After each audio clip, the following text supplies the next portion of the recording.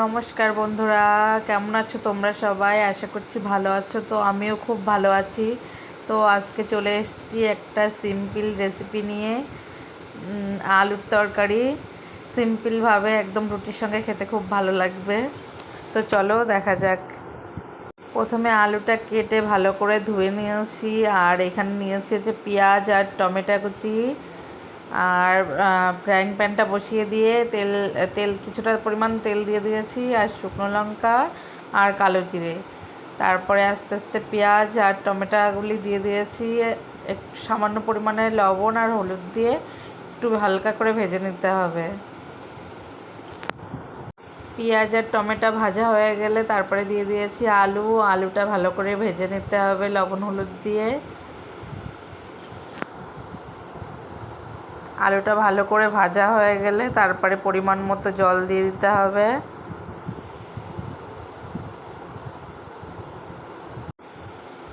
আলুটা ভালো করে গলে গেলে তারপরে সামান্য পরিমাণে আটা দিয়েছি